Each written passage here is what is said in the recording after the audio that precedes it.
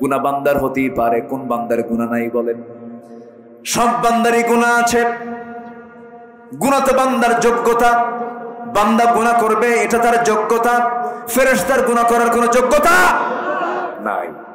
বান্দা গুনাহ হয়ে যাবে, কিন্তু বান্দা গুনাহ করার সঙ্গে সঙ্গে অনুতপ্ত হয়ে যাবে, আল্লাহ গুনাহটা করে ফেলছে, আল্লাহ তুমি আমারে মাফ করে দাও। গুনাহ করার সঙ্গে সঙ্গে যদি বান্দা তওবা করে বলে, আল্লাহ এই গুনার জীবনে করব না, আমারে মাফ করে দাও, আপনার চাইতে দেরি আল্লাহর দিতে দেরি নাই। জোরে কোন সুবহানাল্লাহ। আমার ভাইরা, একজন মহিলা সাহাবীর কথা মনে হয়ে গেল আমার এই মুহূর্তে। বলবো একজন মহিলা সাহাবী কিন্তু আমার নবীর কাছে দৌড় মেরে এসে বলছেন, ইয়া রাসূলুল্লাহ আমার ঘুম হয় না, বড় টেনশনে আছি। কি টেনশন বলো? হুজুর আমি জিনা করে ফেলেছি। রাসূল বলেন, না তুমি জিনা করো না। না হুজুর আমি জিনা করে ফেলেছি। না তুমি জিনা করো না। হুজুর আমি জিনা করে ফেলছি।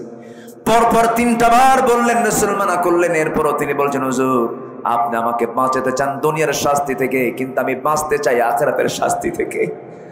আমি জিনা করেছি। রাসূল বললেন, জিনা যে করেছো সন্তান পেটে আসছে নাকি? হুজুর সন্তান পেটে চলে আসছে, মিন্স বন্ধ হয়ে গেছে। যাও সন্তান ডেলিভারি হয়ে চলে আসো। হুজুর বাঁচবো তার গ্যারান্টি কি? গ্যারান্টি নাই, তোমার জন্য দোয়া করে দিলাম। মহিলা চলে গেলেন। সন্তান ডেলিভারি হওয়ার আগ পর্যন্ত সেজদায় পড়ে পড়ে কাঁদেন, চোখের পানি ফেলে ফেলে কাঁদেন। এক পর্যায়ে 9টা মাস পার হলো, সন্তান ডেলিভারি হলো। কিতাবের মধ্যে আসছি 2 দিন পরে নয়, 3 দিন পরে নয়, মাত্র 1টা দিন পর নবীর দরবারে এসে বলছে, হুজুর সন্তান ডেলিভারি হলো, আপনি আমার উপর আইনটা কার্যকর করে দেন। রাসূল বলছেন, মহিলা সন্তান তো ডেলিভারি হয়েছে, সন্তানটা জীবিত না মৃত? সন্তান তো জীবিত রেখে আসছি। রাসূল বলেন, হাউলাইনি কামিলাইন, কোনো কথা নাই। সন্তানকে 2টা বছর দুধ তোমাকে খাওয়াতে হবে, কারণ তোমার স্তনে আছে সন্তানের হক, যাও দুধ খাওয়াও। হুজুর বাঁচবো তার গ্যারান্টি কি? আমি গ্যারান্টি দিতে পারবো না, তবে তোমার জন্য দোয়া করে দিলাম, আমি যাও চলে যাও। মহিলা চলে গেলেন। সন্তান ডেলিভারি হওয়ার পরে সন্তানকে আবার দুধ লালন পালন করলেন, দুধ খাওয়ালেন। মায়েরা মাহফিলে পর্দা মানে, মাহফিলে যখন আসে বোরকা পরেন, মাহফিলে যখন আসেন সুন্দর করে কাপড় চোপড় ঢেকে ঢুকে চলে আসেন। কিন্তু বিয়ার দিন গায়ে বোরকা থাকে নাকি? ঈদের দিন বোরকা থাকে নাকি? বিয়ার দিন থাকে না, ঈদের দিন থাকে না, আর কিসের দিন থাকে না? হ্যাঁ, যখন মার্কেটে চলে যায়, মার্কেটে যাওয়ার সময় বোরকা পরা লাগে না। আমার মায়েরা, আজকের মাহফিলে যারা আসছেন, পরকালকে চিন্তা করুন। জাহান্নাম থেকে যদি বাঁচতে চান, আপনার সুন্দর যে চামড়াটা আছে, সুন্দর যে চেহারাটা আছে, এই সতরটা আপনাকে ঢাকতে হবে। দুনিয়া ঢাকবেন, আল্লাহ রাব্বুল আলামিন জাহান্নাম থেকে আপনার জন্য জান্নাতটা খুলে দিবেন। আমার মায়ের একটু মনোযোগ দিয়ে কতগুলো শুনবেন। নাম্বার 1 হলো আল্লাহ রাসূলকে দ্বিধাহীন চিত্তে বিশ্বাস করতে হবে। আল্লাহর জমিনের দিন কায়েমের জন্য জানমাল দিয়ে জিহাদ করতে হবে। নাম্বার 2 হলো তাকওয়াটা অর্জন করতে হবে। তাকওয়া মানে হলো বেঁচে থাকা, হারাম থেকে বাঁচতে হবে, গুনাহ থেকে বাঁচতে হবে। তাআওয়ানু আলাল বিররি ওয়াত তাকওয়া ওয়া লা তাআওয়ানু আলাল ইসমি ওয়াল উদওয়ান। নাম্বার 3 হলো ন্যায় প্রতিষ্ঠা, সদাচার করতে হবে। নাম্বার 4 হলো দ্বীনের সঠিক ইলম অর্জন করতে হবে। এটা সবচেয়ে বড় জরুরি বিষয়। এক শয়তান কখনো শিক্ষিত মানুষকে সহজে ঠকাতে পারে না, শয়তান ধরে মূর্খকে। কিন্তু শয়তান কখনো কোরআনের জ্ঞানে জ্ঞানবান বান্দাকে কখনো ফিতনায় ফেলতে পারে না। হেরে যায়, জ্ঞানের কাছে সবাই হেরে যায়। জ্ঞান হলো পাওয়ার। জ্ঞান কি? শক্তি। এই শক্তির কাছে পৃথিবীর কোনো শক্তি টিকতে পারে না। সেই জ্ঞান হলো ওহীর জ্ঞান, সেই জ্ঞান হলো কোরআনের জ্ঞান। সেই জ্ঞান নিজে অর্জন করতে হবে, সন্তানকেও শেখাতে হবে। সন্তানকে চোখ বন্ধ করে মাদ্রাসায় দিবেন। কোথায় দিবেন বলেন? স্কুলে দিয়া বহু গার্জিয়ান ভুল করে ফেলছে। বেশ কিছু মুরব্বী ঢাকার জুমার মসজিদে মাঝে মাঝে খুতবা দেই। ডাক্তারের বাবা, ইঞ্জিনিয়ারের বাবা, সচিবের বাবা, এই সমস্ত বড় বড় অফিসারদের বাপরে সে ডুকরে ডুকরে কান্দের, বলে হুজুর জীবনে বড় ভুল করেছি, সন্তানগুলোকে আলেম বানাই নাই, সন্তানগুলোকে কোরআন শেখাই নাই। এই বুড়া বয়সে সন্তানরা আমাকে দেখার সময় পায় না, আমার খেদমতের সময় পায় না। আমার বন্ধুগণ, যে সন্তান তার বাবাকে বুড়াকালে বৃদ্ধাশ্রমে রেখে আসে, সেবা করার সময় পায় না, ওই সন্তানটা সৎ সন্তান না অসৎ সন্তান? যোগ্য না অযোগ্য সন্তান, অযোগ্য সন্তান। আল্লাহর কসম করে বলবো আমি, পৃথিবীর কোনো বৃদ্ধাশ্রমে পাবেন না যে কোনো বৃদ্ধাশ্রমে কোনো আলেমের বাবা আছে, কোন হাফেজের বাবা আছে, কোথাও পাবেন না। আপনি আল্লাহর কসম করে বলি আমি।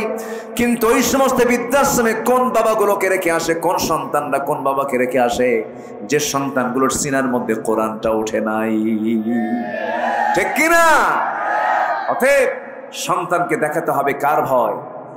সন্তানদের দেখাতে হবে আখিরাতের ভয়, আখিরাতের চিন্তা সন্তানকে ভালো করতে পারে। সন্তানকে সেই শিক্ষায় দিবেন। জোরে বলি ইনশাআল্লাহ, জোরে বলি ইনশাআল্লাহ। শিক্ষা নিয়ে কাজ শুরু করেছি আমি ব্যক্তিগতভাবেও, দোয়া করবেন।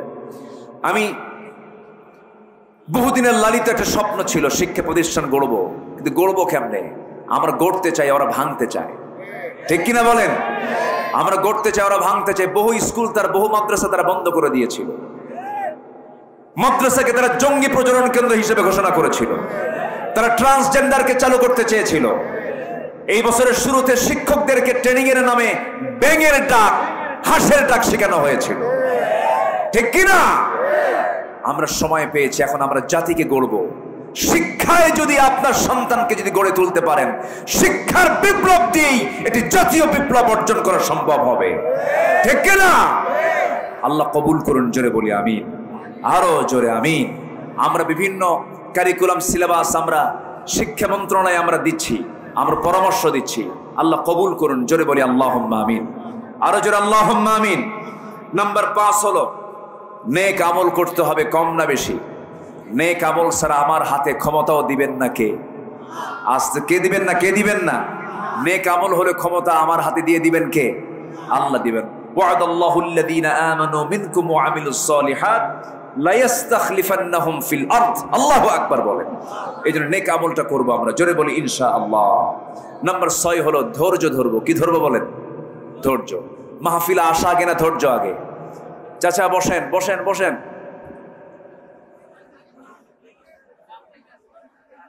বসেন।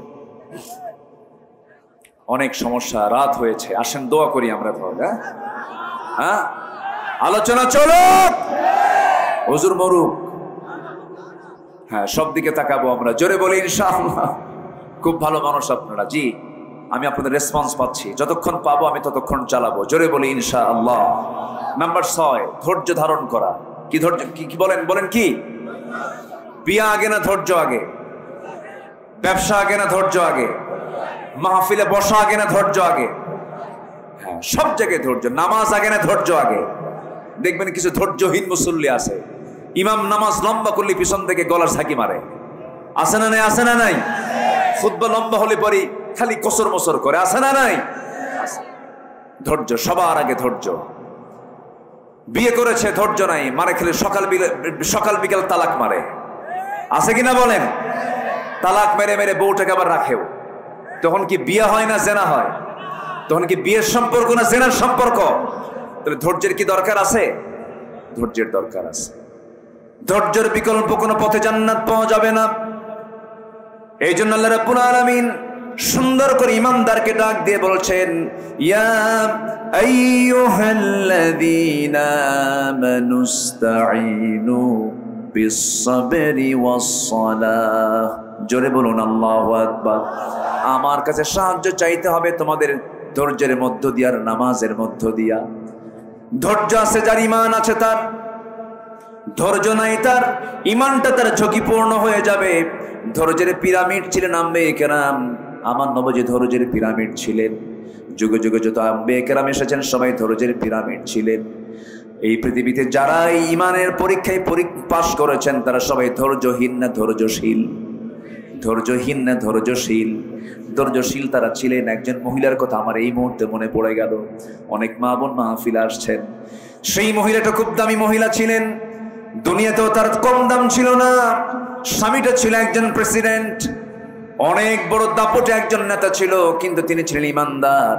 ওই মহিলার স্বামী ছিল বড় দাপটে একজন নেতা ছিল, বড় জালিম শাসক ছিল, কিন্তু স্বামী বড় শাসক হওয়ার পরও তার শাসনকে তিনি গ্রহণ করতে পারেন নাই। তার কোনো কিছু সুযোগ সুবিধা তিনি নেন নাই। সেই মহিলার নাম হচ্ছে আসিয়া আলাইহিস সালাতু ওয়াস সালাম। স্বামীর নাম কি বলে? স্বামীর নাম কি? ফেরাও। এই ফেরাউনকে তিনি পেয়েছিলেন, কিন্তু ফেরাউন শাসক হলেও সে ছিল কি সৎ শাসক না জালিম শাসক? সৎ না জালিম? জালিম শাসক ছিল। তো সেই যুগের পয়গম্বর ছিলেন মুসা আলাইহিস সালাতু ওয়াস সালাম। মুসার দাওয়াত চলে গেছে একদম ফেরাউনের বাড়ি পর্যন্ত। আল্লাহু আকবার বলেন। একদম হেড অফিস। কোথায় বলেন তো, কোথায়? Head office. আসা আলাইহিস সালাতু ওয়াস সালাম কালিমা গ্রহণ করলেন। কালিমার নিউজটা যখন ফেরাউনের কানে চলে গেল, ফেরাউন বলল, আসিয়া কি যেন শুনলাম, এটা কি সত্যি? আসিয়া বলছেন, আমার যৌবন আপনার কাছে, আপনার যৌবন আমার কাছে, আমি আপনার স্ত্রী, আপনি আমার স্বামী, আমি সত্য বুঝে পেয়েছি, আপনার সত্য বুঝে দিনটা গ্রহণ করেন। ফেরাউন কয়, আসিয়া আমিও জানি মুসা সত্য, মুসার দিন সত্য, আখিরাত সত্য, কিন্তু ঘটনা প্রকাশ করা যাবে না। এরকম লোক এখনো আছে না নাই? এখনো আছে না নাই? কোনটা হক দল, বাতিলরা কিন্তু ভালো চেনে, ঠিক কিনা? 5 আগস্টের 7 দিন আগেও না, মাত্র 5 থেকে 6 দিন আগে একটা দলকে এই দেশে নিষিদ্ধ করা হয়েছিল। মনে আছে আপনাদের? মনে আছে? এই দেশে কি দল কি খুঁজে খুঁজে একটাই, না আরো দল আছে? আরো দল আছে না নাই? ইসলামী দলের গ্রুপই আছে প্রায় 51টা ইসলামী দল। 51টা ইসলামী দল বিভিন্ন গ্রুপে গ্রুপে ভাগ হয়ে প্রায় 51টা। আরো তো দুনিয়ার দল আছে। এতগুলো দলের মধ্যে তারা খুঁজে পেয়েছে ব্যান করার জন্য, নিষিদ্ধ করার জন্য কয়টা? কয়টা? ওরা কিন্তু হক চিনে, ওরা বোঝে কোনটা হক। আল্লাহর কি ফয়সালা। তারা নিষিদ্ধ করেছিল, তার 7 দিনও পার হয় নাই। ইসলামকে যারা যুগে যুগে নিষিদ্ধ করতে গিয়েছে তাই নিষিদ্ধ হয়ে গেছে। ইসলাম ছিল, আছে, থাকবে। তাহলে এখন বুঝে নেন, হক দল একমাত্র হক দল, উত্তম দল সেটাই যেই দলের দিকে বাতিল শক্তির বদনজর পড়ে বেশি। কথা ক্লিয়ার? কথা ক্লিয়ার? বোঝা যায় তো আমার কথা নাকি? জোরে বলি আলহামদুলিল্লাহ, জোরে বলি আলহামদুলিল্লাহ। সম্মানিত ভাইয়েরা, আসা আলাইহিস সালাতু ওয়াস সালাম বলেন, আমার স্বামী, আপনি জানেন বুঝেন সবকিছু মানেন, তো আপনার বলতে কি সমস্যা? কি দেখো আমার চেয়ারটা তো আছে, আমি যদি এটাকে মেনে নেই তাহলে তো আমার চেয়ার থাকবে না, আমার নেতৃত্ব থাকবে না, আমার কর্তৃত্ব থাকবে না। অতএব আসিয়া, তুমি আমার পরিবারের মানুষ, আমার সন্তানের মা, তুমি আমার স্ত্রী, তুমি আমার কথা ফলো করো। মুসার দিন তুমি গ্রহণ করতে যেও না, রসুলকে মানতে যেও না, নবীকে মানতে যেও না, আমি বড় বিপদে পড়ে যাব। খুব চেষ্টা করতেছে ফেরাউন, কারণ বইয়ের দিকে সবার টান আসে না নাই? আসতে বলবেন না, আসে না নাই? বউকে ভয় লাগে না একটু? আস্তে আস্তে কয়, বউকে ভয় লাগে না? এই ভয় লাগে না? হ্যাঁ, বউরে ভয় না করলে সংসার হবে? ও তো বিশাল বড় দারোগা বউ। কোন স্বামী যদি বউকে পাশে নিয়ে যদি কোনো বাইরে যায়, বেড়াতে গেছে, হয়তো মার্কেটে গেছে, যদি কোনো পুরুষ তার বউয়ের সামনে যদি অন্য কোনো পর নারীর দিকে তাকায়, হয়তো 29 সেকেন্ড তাকায় ছিল, আর এই দৃশ্য যদি স্ত্রীর চোখে ধরা পড়ে, ওই সময় কিচ্ছু বলবে না। বাইরে তো, ভিতরে এসে যদি বলে, এই জোসনা আমার 1 গ্লাস পানি দাও, তো তোমার জোসনা ছায়া থাকো আরেক দিকে। কি কথা কি বুঝতেছেন আপনি? এক ধমকে আপনার খামসারা, ওই রাত আর ঘুম হবে না। কয়বার যে পা ধরবেন আর কয়বার যে হাত ধরবেন, মাফ মাফ চাই। আচ্ছা, চেয়ারম্যান বড় না চেয়ারম্যানের বউ বড়? ভালো করে কম, কোন অংশ কম না। বিশেষ কিন্তু অনেক দামি, বিশেষ চেয়ারম্যান, বিশেষ ফেরাউন আসিয়া আলাইহিস সালাতু ওয়াস সালাম। খুব চেষ্টা করতেছে ফেরাউন, আসিয়া শোনো, যেমন করে হোক তুমি আমার বিপদে ফেলায় দিও না, তুমি আমার বউ তো। চরম সংকটে পড়ে গেছে ফেরাউন। কি করবে কি করবে? এখন হামানকে ডাকছে, ফিরআউনা ওয়া হামানা ওয়া জুনুদাহুমা। আমি কিন্তু বানায় বলতেছি না, কোরআনে এগুলো কথা আছে না নাই? ফেরাউন হামানকে ডাকলো, মন্ত্রী পরিষদকে ডেকে বললো, দেখো তো আমি বিপদে পড়ছি। কেন? আমার ঘরের বউ, আমার ঘরের বউয়ের কাছে মুসার দাওয়াত পৌঁছে গেছে, আমার ঘরের বউ হাতছাড়া হয়ে গেছে, কি করা যায়? হামান বলল, কোনো ক্রমে একে বেঁচে রাখা যাবে না, বুকের শত্রু বড় শত্রু, শেষ করে দিতে হবে। আসিয়া আলাইহিস সালাম শেষ পর্যন্ত স্বামীকে অনেক বোঝানোর চেষ্টা করলেন, পারলেন না। ফেরাউন বোঝায় উল্টা দিক, তাও ফেরাউন পারল না। দুজন দু প্রান্তে চলে গেল। ফেরাউন শেষ পর্যন্ত বলল, আসিয়া আমি তোমাকে কিন্তু দুনিয়া থেকে বিদায় করে দেব। মুস্কি মুস্কি হাসি মেরে বলছেন, আমার স্বামী গো, আপনি আমাকে যত শাস্তি নিশ্চিত করবেন, যত ভয় দেখাবেন, আমার তত ঈমানটা পাকাপোক্ত হয়ে যাবে। দুনিয়া না আখিরাত, দুনিয়া না আখিরাত, আখিরাত দুনিয়া বিক্রি করে দিলেন। স্বামীর কত সম্মান ছিল, একজন প্রেসিডেন্টের বউ, সব মর্যাদাগুলোকে তিনি সব মাইনাস করলেন। আসামি হয়ে গেলেন, জেলখানায় ঢুকায় দিল সালাতু-ওয়াস-সালামকে। তার স্বামী জেলখানায় ঢুকায় দিয়ে টর্চার শুরু করে দিল। তাফসীর আসছে, সন্তানগুলো একসঙ্গে নিয়ে ফেরাউন আসিয়ার চোখের সামনে গরম তেল, টকবকে গরম তেলের মধ্যে সন্তানগুলোকে ফেলে দিল। ভাজা মাছের মতো সন্তানগুলোকে মেরে ফেললো। এবার ফেরাউন বলছে, আসিয়া তোর পালা, তোকেও দুনিয়া থেকে বিদায় করে দেব। উনি শুধু একটা কথা বলছেন, স্বামী আমার, তুমি কি করবে জানি না, নাকের মধ্যে আমি এখন জান্নাতের ঘ্রাণ পেতেছি। আসিয়া আলাইহিস সালাতু ওয়াস সালাম তার চোখের সামনে তিনি দেখতে পেলেন একজন জল্লাদ এসেছে, হাতের ভিতরে করাত নিয়ে এসেছে। জল্লাদ করাত নিয়ে দাঁড়ানো। ফেরাউন শেষবারের মতো সে বলছে, আসিয়া সংসার জীবন বহুকাল কাটালাম, আসিয়া একটা বারের মতো আমার কথা শোনো, আমার দিকে তাকাও। আসিয়া আলাইহিস সালাতু ওয়াস সালাম বলেন, স্বামী আমার, এই বিষয়ে আপনি আমাকে অনুরোধ করবেন না, আমি জান্নাতের ঘ্রাণ পাচ্ছি। শেষ পর্যন্ত করাত দিয়ে জল্লাদকে অর্ডার দেওয়া হলো, করাতটা তার কপালে লাগানো হলো। করাত যখন কপালে লাগানো হলো, তাফসীর এসেছে রক্তগুলো গড়ে গড়ে পড়তেছে। আসিয়া আলাইহিস সালাতু ওয়াস সালামের মুখ থেকে অন্য কোনো কথা নাই, মুখ থেকে বের হচ্ছে লা ইলাহা ইল্লাল্লাহ, লা ইলাহা ইল্লাল্লাহ। যখন তিনি দুনিয়া থেকে বিদায় নেবেন, সেই সময় তার চক্ষু বেয়ে টপ টপ করে পানি পড়ছে, শরীর থেকে রক্তগুলো ঝরতেছে। এই সময় তিনি চক্ষু বন্ধ করে আকাশের মালিককে সুন্দর করে একটা ডাক দিয়ে তিনি দোয়া করছেন।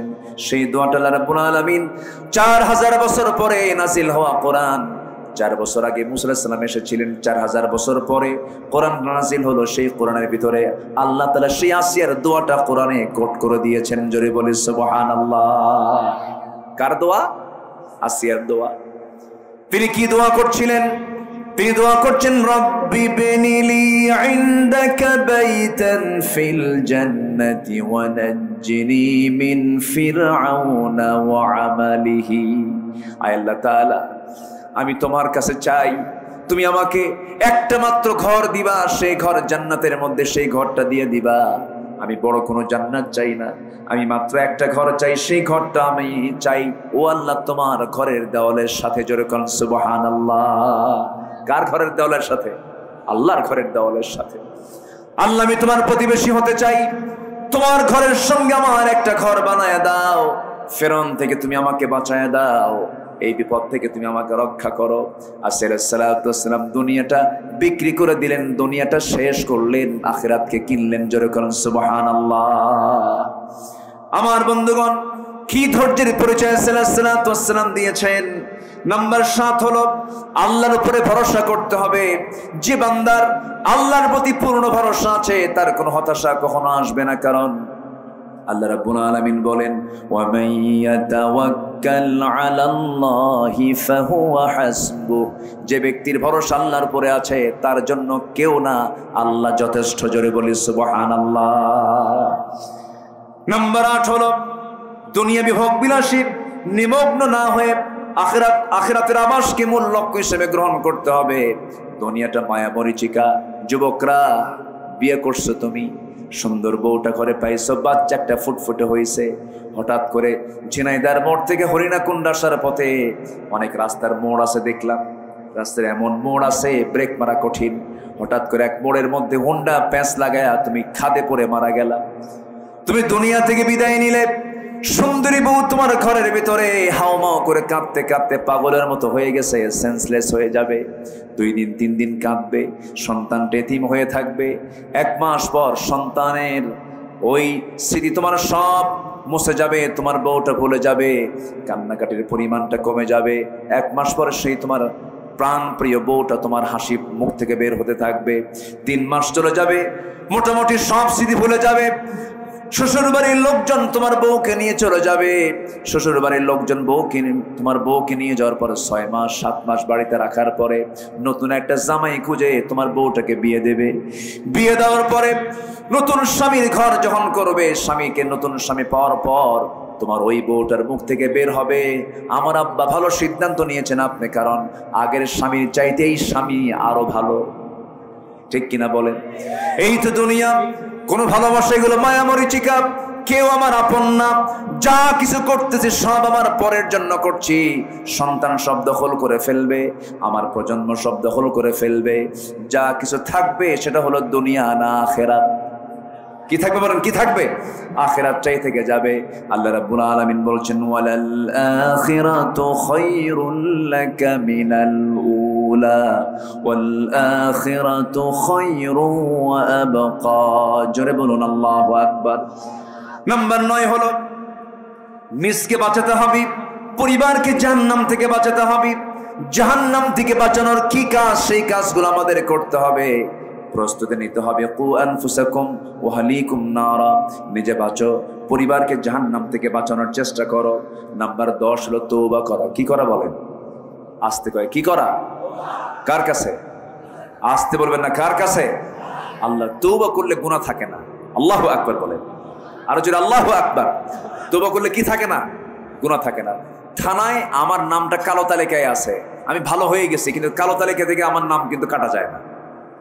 থানায় যদি কারো নাম একবার কালো তালিকায় ওঠে, মৃত্যু পর্যন্ত এই নামটা তার কালো তালিকায় থেকে যায় ভালো হওয়ার পরেও।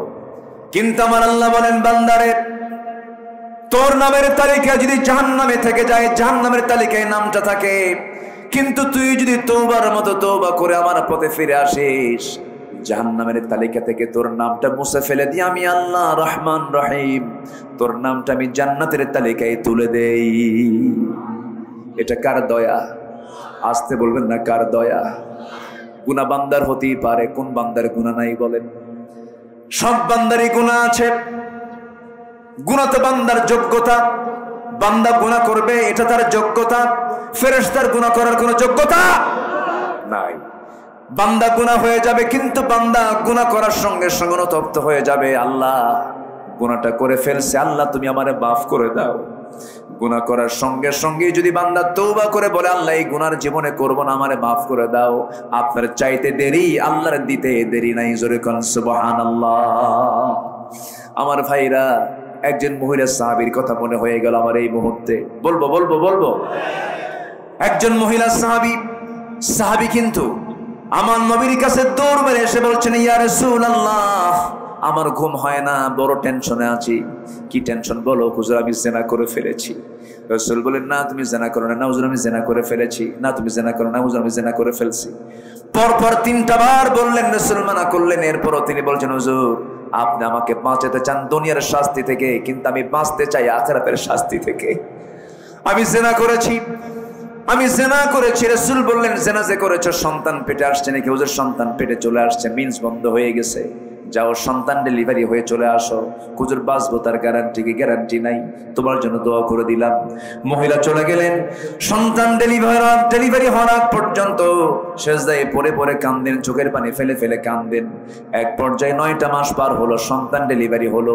কিতাবের মধ্যে আসছি 2 দিন পরে নয়, 3 দিন পরে নয়, মাত্র 1টা দিন পর নবীর দরবারে এসে বলছে, হুজুর সন্তান ডেলিভারি হলো, আপনি আমার উপর আইনটা কার্যকর করে দেন। রাসূল বলছেন, মহিলা সন্তান তো ডেলিভারি হয়েছে, সন্তানটা জীবিত না মৃত? সন্তান তো জীবিত রেখে আসছি। রাসূল বলেন, হাউলাইনি কামিলাইন, কোনো কথা নাই। সন্তানকে 2টা বছর দুধ তোমাকে খাওয়াতে হবে, কারণ তোমার স্তনে আছে সন্তানের হক, যাও দুধ খাওয়াও। হুজুর বাঁচবো তার গ্যারান্টি কি? আমি গ্যারান্টি দিতে পারবো না, তবে তোমার জন্য দোয়া করে দিলাম, আমি যাও চলে যাও। মহিলা চলে গেলেন। সন্তান ডেলিভারি হওয়ার পরে সন্তানকে আবার দুধ লালন পালন করলেন, দুধ খাওয়ালেন। 2 বছর নয় 6 মাসের মাথায় সন্তানের টোটালি দুধ বন্ধ করে দিলেন। টোটালি দুধ বন্ধ করে অন্য খাবারের প্র্যাকটিস গড়ে তুলে সন্তানকে এবার 3 দিন, 3য় দিনের মতো সন্তানকে কোলে করে নিয়ে নবীর সামনে হাজির হয়ে বলছেন, হুজুর এবার দিয়ে আমি 3 বার আসলাম শাস্তি নেবার জন্য, আমার উপরে শাস্তি কার্যকর হোক এটা আমি চাই, আপনি আমাকে আজকে আর ফেরত দিবেন না। আমার বুকের স্তন ছাড়াও দুধ ছাড়াও সন্তানটা বাঁচবে এমন ব্যবস্থা আমি করে দিয়েছি, অন্য খাবার কে বাঁচতে পারবে? আমার নবীজির সামনে হাতটা গায়ে দিলেন, সন্তানটা কোলের মধ্যে উঠায় নিয়ে সাহাবায়ে কেরামকে বলছেন, সাহাবীরা এই যে সন্তান আমার হাতে দেখতেছে, এই সন্তানের যে লালন পালনের দায়িত্ব গ্রহণ করবে আমি রাসূল এবং ওই সাহাবী জান্নাতের মধ্যে এই দুই নখের দূরত্ব অবস্থান করব। কয়েকজন দৌড় মারলেন, সন্তান একজন হাতে তুলে দিলেন। রাসূল বলছেন, যাও মহিলাকে নিয়ে যাও, উন্মুক্ত মরু প্রান্তরে বুকের বুক পর্যন্ত পুঁতে রেখে পাথর মেরে তাকে শেষ করে দাও। কার বিধান? আসতে বলবেন না, কার বিধান? নবীজি হুকুম দিচ্ছেন, কিন্তু নবীজির চোখ বেয়ে বেয়ে টপ টপ করে পানি পড়ছে। উম্মতের প্রতি আমার নবীর দরদ কম না বেশি? আসতে বলবেন, খুব কম না খুব বেশি? খুব বেশি দরদ। কাল হাসরের ময়দানে সবাই বলবেন নাফসি নাফসি, শুধু একটা মাত্র ব্যক্তি বলবেন উম্মতি উম্মতি। সব মানুষ, সব মানুষ, সমস্ত নবী সমস্ত মানুষ সব বলবে নাফসি নাফসি। আমার নবী একটা বড় নাফসি নাফসি বলবেন না, বলবেন আমার নবী উম্মতি উম্মতি। আমার নবীজি বলছেন, এই মহিলাকে নিয়ে যাও, উন্মুক্ত মরু প্রান্তরে বুক পর্যন্ত পুঁতে রেখে পাথর মারো। নবীজি হুকুম দেন, নবীজি চোখের পানি ফেলে ফেলে কাঁদেন। সাহাবায়ে কেরাম ধরে নিয়ে চলে গেলেন, বোরকা পরায়া দিয়া বুক পর্যন্ত পুঁতে রেখে পাথর যখন মারতেছিলেন, সাইয়েদনা আলী পাথর মারতেছিলেন, সেই সময় ওই মহিলার রক্ত কিছু এসে আলীর হাতে লাগলো। রক্ত লাগার সঙ্গে সঙ্গে তিনি নাসিকা কঞ্চিত করলেন। আমার নবীর সামনে এসে বলছেন, ইয়া রাসূলুল্লাহ, আমরা যখন পাথর মারছিলাম ওই মহিলার কিছু নাপাক রক্ত এসে আমার হাতে লেগেছিল। নাসিকা কঞ্চিত করলেন, পড়াশোনা করছেন। রাসূল বলছেন, আলী তুমি কার রক্তকে নাপাক রক্ত বলো? তুমি কোন মহিলাকে পড়াশোনা করছো? তুমি কি জানো ওই মহিলার রক্ত জমিনে পড়ার আগেই আল্লাহ পাক তাকে জান্নাতের মেহমান বানায় নিয়েছে। তওবা বলেন, কি বলেন, কি তওবা। আমার নবীজি বলেন, আলী যা বলেছো বলেছো, মহিলার জানাজার আয়োজন করো, আমি জানাজা পড়ায় দেব। রাসূল জানাজা পড়ালেন। জানাজা পড়ানোর শেষে রাসূল বলেছেন, সাহাবীরা এই যে মহিলার জানাজা সম্পন্ন হলো, এই মহিলার জীবনের শেষ সময় পর্যন্ত তাকে আটকে রাখার জন্য জেলখানার প্রয়োজন হয় নাই, তাকে আটকে রাখার জন্য কোনো পুলিশ যাওয়া লাগে নাই। মহিলা নিজে হাজির হয়েছে বিচার প্রার্থী হয়ে বিচারকের কাছে। কার ভয়ে? আসতে বলবেন না, কার ভয়ে? আল্লাহর ভয়ে। আমার নবীজি বলছেন, ও ও সাহাবীরা, এই মহিলা জীবনের শেষ সময় পর্যন্ত যে পরিমাণ তওবা করেছে, এই তওবা যদি এই মদিনার ৭০ জন গুনাহগার বান্দাদের মাঝে যদি বন্টন করে দেওয়া হতো, ৭০ জন গুনাহগারকে আল্লাহ রাব্বুল আলামিন মাফ করে প্রত্যেককে আল্লাহ রাব্বুল আলামিন জান্নাত দিয়ে দিতেন। আমরা তওবা করব, জোরে বলি ইনশাআল্লাহ। আজকে থেকে এক ওয়াক্ত নামাজ ছাড়বো না। কোন কোন বান্দা বান্দি আছেন হাত উঁচু করেন, জোরে বলি ইয়া আল্লাহ। আমাদেরকে 5 ওয়াক্ত সালাত আদায় করার তৌফিক তুমি আল্লাহ দিয়া দাও। জোরে বলি আমিন, আরো জোরে আমিন, আরো জোরে আমিন। অনেক সময় হয়ে গেছে, 12টা বেজে গেছে, 12টা 10-এর কাছাকাছি হয়ে যাচ্ছে। আসুন যতটুকুন হয়েছে আমরা বলে ফেলি আলহামদুলিল্লাহ। জোরে বলি আলহামদুলিল্লাহ। 15টি পয়েন্টের 10টা পয়েন্ট হলো, আরো কিছু পয়েন্ট ছিল, কিন্তু আপনাদেরও আমি ধৈর্যচ্যুতি ঘটাতে চাই না। এই যে বসেন, বসেন, নামাজের মতো করে বসি আমরা, নামাজের মতো করে। ধৈর্য ধারণ করার শক্তি দাও গো মেহেরবান, আমায় দাও গো মেহেরবান। বুকের ভেতর ব্যথার নদী বইছে অবিরাম, বইছে বইছে অবিরাম। ধৈর্য ধারণ করার শক্তি দাও গো মেহেরবান, আমায় দাও গো মেহেরবান। জোরে বলি আমিন, আরো জোরে আমিন। আমরা সবার জন্য দোয়া করব, নামাজের মতো করে বসি আমরা। আমি অসংখ্য ধন্যবাদ জানাচ্ছি যে আপনারা এত রাত পর্যন্ত সবাই বসে বসে আলোচনাগুলো শুনেছেন। আল্লাহ কবুল করুন, জোরে বলি আমিন। অনেকে প্রবাস জীবনে আছেন, আমরা তাদের প্রবাস জীবনকে দোয়া করি, আল্লাহ তাদের প্রবাস জীবনকে সুখময় করে দেন, জোরে বলি আমিন। আচ্ছা, এখানে কিছু প্রশ্ন আসছে, কিভাবে একজন ভালো মুসলমান হওয়া যায়? তাহলে তো নতুন করে আবার 2 ঘন্টা ওয়াজ করতে হবে। আচ্ছা, হ্যাঁ, মহিলাদের পিরিয়ড চলাকালীন কি আচ্ছা হাতে না ছুঁয়ে আরবি মুখে পড়া যাবে কিনা? হ্যাঁ, দোয়া তাসবিহ তাহলিল গুলো আপনি পড়বেন, আল্লাহর নাম নেবেন না আপনি নিবেন, কিন্তু কোরআনটা স্পর্শ করা যাবে না। লা ইয়ামাসসুহু ইল্লাল মুতাহহারুন। আল্লাহ তাআলা তাদেরকে এই সময়টা তাদেরকে রুখসত দিয়েছেন। পুরুষের কোনো রুখসত নাই, মেয়েদের রুখসত আছে না নাই? আচ্ছা, আল্লাহ পাক তাদেরকে সুযোগটা করে দিয়েছেন। জি, অনেক প্রশ্নই আসছে, অনেক সময় লাগবে, থাক যতটুকু হয়েছে আমরা বলে ফেলি আলহামদুলিল্লাহ। সবাই বলি সুবহানাকাল্লাহুম্মা ওয়া বিহামদিকা আশহাদু আল্লা ইলাহা ইল্লা আনতা আস্তাগফিরুকা ওয়া আতুবু ইলাইকা। চিৎকার মেরে বলি, ইয়া আল্লাহ, আমার জীবনের সাগীরা কাবীরা, ছোট বড় সব গুনাহ তুমি আল্লাহ মাফ করে দাও, মাফ করে দাও। জোরে বলুন, ইয়া রাব্বাল আলামিন, ইয়া রাব্বাল আলামিন। আমার জন্য সবাই দোয়া করবেন, দোয়া করবেন আমার জন্য, আমি আপনার জন্য দোয়া করি। আল্লাহ এই সম্পর্ক আল্লাহ পাক আখিরাত পর্যন্ত গড়ায় দেন। আমার আকিদুল ভাই, সবাই চিনেন কিনা জানি না, ইনি কিন্তু বিশিষ্ট অভিনেতা, সুন্দর অভিনয় তিনি পারেন। আমি এটা জেনেছি গত বছর। আলহামদুলিল্লাহ, আল্লাহ তুমি আমার আকিদুল ভাইয়ের সকল খেদমতকে তুমি আল্লাহ কবুল বলি, আল্লাহুম্মা আমিন। ইয়াশাবাদ কামনা করছি। আমি এ পর্যন্ত যে কত পোকা মুখের মধ্যে খাইছি আল্লাহ জানে, মানে মুখে ঢুকলে তো আর তো মানা করতে নাই, খেয়ে নিছি, পোকা সব পোকা দিয়ে ভরে গেছে। লক্ষ্য করছেন কি এগুলো? মুখের মধ্যে দুই একটা করে পোকা ঢুকছে, কিন্তু টের পাইতে দেই নাই যেন আপনাদের কোনো কষ্ট না হয়। এখন পোকা খাওয়া জায়েজ আছে না নাই, এটা একটা প্রশ্ন আসতে পারে, কিন্তু কি করব, গলার মধ্যে গেলে বের করবো বা কেমনে আর রাখবো বা কেমনে? তো যাই হোক, আসুন আমরা এখন দোয়া করি। আমরা চাইবো কার কাছে? আল্লাহর কাছে। হুমায়ুনের বোন রেশমা কিছু টাকা দিয়ে দোয়া চেয়েছেন, ক্যান্সার হয়েছে একজনের। হুমায়ুনের মা গাজীপুর 5,000 টাকা দিয়েছেন, আরেকজন ভাই দিয়েছেন 500 টাকা। অনেকেই দান করেছেন, আল্লাহ তুমি সবার দানকে তুমি আল্লাহ কবুল করো। জোরে বলি আল্লাহুম্মা আমিন।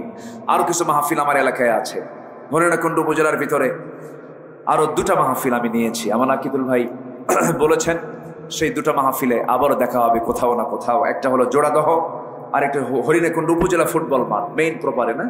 জি, আল্লাহ তাআলা তুমি সবাইকে সেখানেও যাওয়ার তৌফিক দিয়ে দাও। জোরে বলি আল্লাহুম্মা আমিন। যতটুকু হয়েছে আমরা বলে ফেলি আলহামদুলিল্লাহ। জি, আর আগামী থেকে মাহফিল যখন করবেন, এই ভলেন্টিয়ার কি বলে ডেকোরেটর যারা আছেন, এই মেশিন কখনো কাছে রাখবেন না। এই যে মেশিন চলছে জেনারেটর, এই জেনারেটর দূরে দিবেন কোথাও, যেন শ্রোতা এবং বক্তার কানে যেন এই আওয়াজটা যেন কানে না আসে, মাহফিলের পরিবেশকে বিঘ্নিত করে, ঠিক কিনা? মাহফিলের যে একটা নীরব নিস্তব্ধ একটা পরিবেশ, এটা থাকে না, একটু কেমন যেন একটা ব্যস্ত ব্যস্ত পরিবেশ সৃষ্টি হয়ে যায়, এটা মাথায় রাখবেন। আসুন আমরা আল্লাহর কাছে, আপনি দোয়া করে দেন। হ্যাঁ, আপনি দোয়া করেন। গজল শুনবেন? আগ্রহ আছে আপনাদের? আমার আকিদুল ভাই ভালো পারে। হ্যাঁ, এলো কে কবর ধারে আধার চিড়ে চিনিস না কি রে, ওকে ও মা আমেনার কোল জোড়ে চাঁদ জানিস না কি রে, এলো কে কবর ধারে আধার চিড়ে চিনিস না কি রে। মুতালিব আজকে কেন বেহুশ হেন, বকে খুশির বান বেদনার সুপ্ত খাতে হাত বোলাতে করে আগমন সাহারার হৃদয় ভরা ঝরনা ধারা বইল না কি রে। কে? মুহাম্মদ সাল্লাল্লাহু আলাইহি ওয়াসাল্লাম।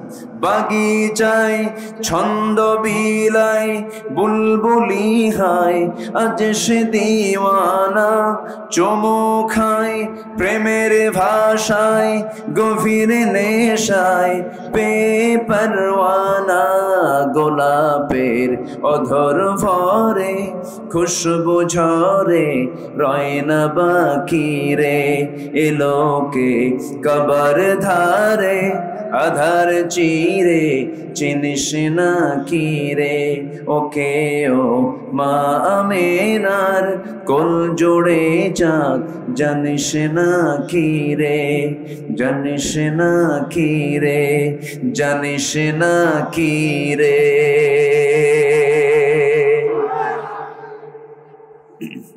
ঠিক আছে, আর কিছু? আচ্ছা, দেখা যাক। আল্লাহ আপনাদের তো ব্যাপক ধৈর্য, আলহামদুলিল্লাহ। আমি রসুল ছাড়া গান গাই খুব কম। রসুলকে মোহাব্বত করার দরকার আছে না নাই? আমার চেয়ে বড় বন্ধু আর রসুলের চেয়ে বড় বন্ধু আর কেউ থাকতে পারে? আল্লাহর পরে সবচেয়ে বড় বন্ধু কে আমার বলেন তো? কবরে লাগবে, মিজানে লাগবে, হাসরে লাগবে। সে কোন বন্ধু বলো বেশি বিশ্বস্ত, কার কাছে মন খুলে দেয়া যায়, কার কাছে সব কথা বলা যায়, হওয়া যায় বেশি আশ্বস্ত, তার নাম আহমদ বড় বিশ্বস্ত। ঠিক কিনা? আহমদ বড় বিশ্বস্ত, যেজন কখনো ব্যথা দিতে জানে না, যেজনকে বলি মুছে দেয় বেদনা, যেজন কখনো ব্যথা দিতে জানে না, যেজনকে বলি মুছে দেয় বেদনা, হৃদয়ের হাহাকার আপন করে নিতে আর কার বুক এত প্রশস্ত, তার নাম আহমদ বড় বিশ্বস্ত, আহমদ বড় বিশ্বস্ত, আহমদ বড় বিশ্বস্ত। জি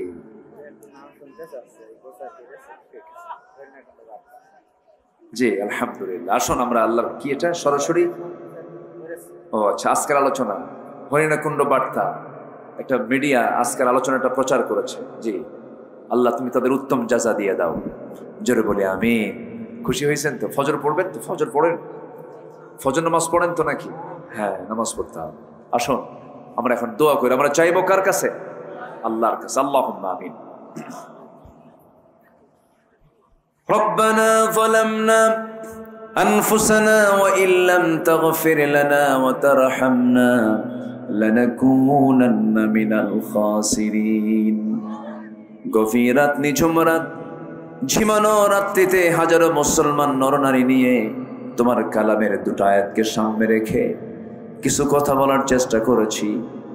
তোমার দরবারে কাঙ্গাল ফিগারির মতো শেষান্তে সে দুটো হাত পেতে আছে। আল্লাহ, গোড়ার দিকে নজর দিও না, বান্দা মনে করে তামাম জিন্দেগির গুনাহগুলোকে মাফ করে দাও। জনম দুঃখিনী মা যারা চলে গেল রে, জিন্দেগির গুনাহগুলো মাফ করে দাও, কবরগুলোকে জান্নাতের টুকরা বানিয়ে দাও। অনেক আলোচনা শেষ করে বাড়ি ফিরে যাব, সবাইকে দেখবো, কিন্তু মার ঘরের দিকে তাকায় দেখবো মা আমার নাই রে, বাপটা নাই। মেহেরবানি করে তোমার কাছে প্রার্থনা করে আব্বা আম্মার কবরকে তুমি আল্লাহ জান্নাতের টুকরা বানাইয়া দাও। হাতটা একটু উঁচু করে চোখটা বন্ধ করে আব্বা আম্মার জন্য আল্লাহর শেখানো দোয়া পরে সবাই দোয়া করুন। রব্বির হামহুমা কামা রব্বায়ানি সগীরা, রব্বির হামহুমা কামা রব্বায়ানি সগীরা, রব্বির হামহুমা কামা রব্বায়ানি সগীরা। আল্লাহ তাআলা বিশেষ করে এই মাহফিলের আয়োজন যারা করলেন, শোনার জন্য দূর দূরান্ত থেকে যারা আসলেন, বিনিময়ে কিয়ামতের কঠিন ময়দান যেদিন কেউ কাউকে চিনবে না, এমনকি মা সন্তানকে পর্যন্ত অস্বীকার করে বসবে, যেদিন মানুষ কাঁদতে কাঁদতে চোখের পানিগুলো পড়ে যাবে, চোখ থেকে রক্ত বের হওয়া শুরু হয়ে যাবে। সেই কঠিন মুসিবতের দিন এ মাহফিল সবার জন্য নাজাতের মাধ্যম তুমি আল্লাহ বানাইয়া দিও। আয় আল্লাহ তাআলা, আমার ডানে বামে সামনে পিছনে যত ভাই হাত তুলেছেন, যার যা চাওয়া তুমি আল্লাহ পাওয়া করে দিও। অনেক মা বোন হাত তুলেছেন, যে পরিবার অশান্তি শান্তি দিয়ে দিও। যার যে অসুস্থতা তুমি আল্লাহ সুস্থতা দিয়ে দিও। যার যে সমস্যা তুমি আল্লাহ সমাধান করে দিও। আয় আল্লাহ তাআলা, তোমার বান্দাগুলোকে নিয়ে এমন সময় হাত তুলেছি মুসলমানদের পায়ের তলায় মাটি নাই। মুসলমানরা আজকে মার খেতে খেতে শেষ হয়ে গেল। তোমার গায়েবী সাহায্য নাজিল করো, সমস্ত জুলুম থেকে মাজলুমদেরকে তুমি আল্লাহ বাঁচাইয়া দাও। আয় আল্লাহ তাআলা, 180 কোটি মুসলমানের জন্য একটা বড় পাঠাইয়া দাও। বাইতুল মুকাদ্দাসকে তুমি আল্লাহ মুসলমানদের হাতে তুলে দাও। আয় আল্লাহ তাআলা, কোন দিন দুনিয়া থেকে বিদায় হব জানি না, একদিন সবার কানে কানে সংবাদ যাবে আব্দুল্লাহ আল আমিন মারা গেছে, আকিদুল ইসলাম দুনিয়াতে নাই, মারা গেছে। শহীদুল ইসলাম নাই, আমিনুল ইসলাম নাই। এরকম করে করে একদিন সব দুনিয়া থেকে বিদায় নেব রে। তোমার কাছে ফরিয়াদ করি, ডান হাতে আমলনামা না আসা পর্যন্ত মরণ দিবা না। আয় আল্লাহ তাআলা, যেদিন মরে যাব রে, আমাকে টেনে হেঁচড়ে ঘর থেকে বের করে দেবে। সব কাপড় চোপড়গুলো খুলে নিয়ে সেলাই বিহীন কাপড় পরায় দেবে, কবরে রেখে আসবে। 24 ঘন্টা যাবে না, মাথার চুলগুলো খসে খসে পড়বে। 3 দিন যাবে না, চামড়াগুলো গলে গলে পোকার পেটের খাবার হয়ে যাবে। মাত্র 7টা দিন পেটের নানি বেরিয়ে সব চোখ মুখ কান নাক দিয়ে বের হওয়া শুরু হয়ে যাবে। মাত্র 7টা দিন পর ও আল্লাহ, লাশ আর চেনা যাবে না। 3 মাস পর দেখা যাবে লাশের সাথে হাড় ছাড়া আর কিচ্ছু নাই রে, সব মাটিকে শেষ করে দিয়েছে। এই তো দুনিয়ার জীবন রে আল্লাহ। সে অন্তিম সময় যখন চলে আসবে, জবানে জারি করে দিও লা ইলাহা ইল্লাল্লাহু মুহাম্মাদুর রাসূলুল্লাহ।